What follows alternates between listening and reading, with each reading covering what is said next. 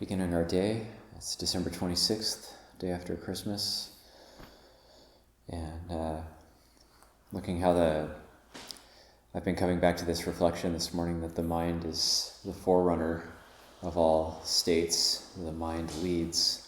So any dukkha that we get caught in, the mind has...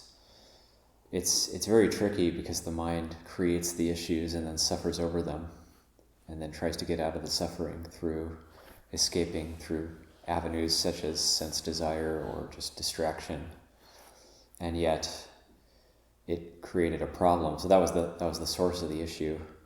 And so the mind goes about creating its own suffering, but then seeking distractions, which then compound it. And then it's just it goes from there. So with the Dhamma, in those moments when we let go, in those moments when we can actually drop things, say we get irritated or angry, something for me, I've seen my own mind before get irritated or angry at the most banal, meaningless things. And even now it can happen after 21 years as a bhikkhu. Still, it's like, how could they chew like that? That's really irritating. They chew really loudly, or how could that person do that project that way? That's the wrong way to do it. And seeing, that's dukkha here and now for me. It's not the suffering of that person, actually. That's dukkha here and now for me. So when I can see that those states of irritation and frustration are dukkha here and now just for me and nobody else, then having seen the dukkha, then it's easy to drop it. But we have to actually see the dukkha in our own minds. Or we can actually, what's even more insidious is using the Dhamma to express our irritation for others. Just let go. Just be mindful. Just choose to be happy. Then at that moment when we say those types of things, then we have to actually see we're suffering in that moment. We're dissatisfied in that moment. Can we just let go? Well, we have to test ourselves. There's a rule in the Vinaya that we're actually not supposed to point something out to somebody if we're not free of the fault ourselves. So before we say, just let go to somebody, before we say, why are you suffering? Look at our own suffering and see, can we let go of it? And if we can't, then say, then come back to compassion and say, they're suffering and I'm also suffering. Or they may or may not be suffering. I might be reading into it.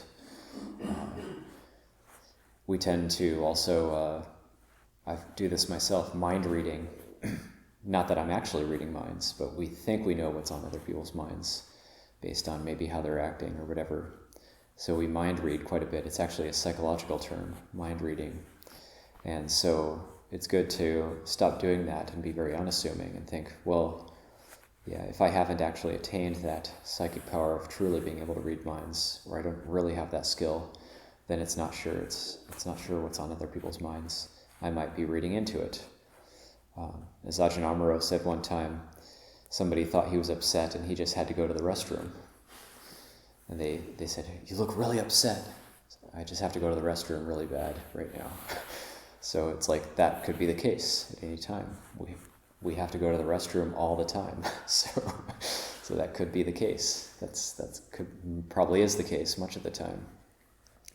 So, but then when we learn how to bring it back to our own dukkha and just see it for ourselves, it's incredibly helpful. And then we learn how to drop these things and that incredible sense of relief and lightness, and we can get to that any time of the day. And when we get to that any time of the day and we're thinking about Dhamma all the time, then it might even start to come up in our dreams, our dreams sometimes we're just acting out what we're thinking during the day, and we're kind of acting it out in our dreams. And then if we actually let go of anger or frustration or desire in our dreams, that shows that the Dhamma is starting to be really internalized, because the mind, it's going deep, it's going to the subconscious. So especially before a time of winter retreat, then we get to recollect these things, and if we practice more and more and think about Dhamma more and more, then it is going to be internalized in that way. There's going to be that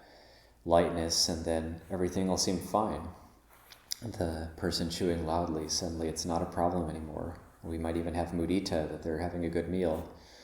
and suddenly the person doing the work project wrong will think, oh, I didn't think of doing that way, maybe it's actually better. So we don't automatically go to those default negative reactions, and we shift the habits to be much more positive, and it's just so much more wonderful, it's so much more light. And we might even have the thought, why didn't I do this before? Why was it so heavy before? Why is it so light now? It just really comes from seeing the dukkha for ourselves, and then in seeing that and acknowledging that that's what we're experiencing, then almost automatically we can see the cause of it. So it really does come back to seeing the dukkha. I'll leave that for reflection this morning.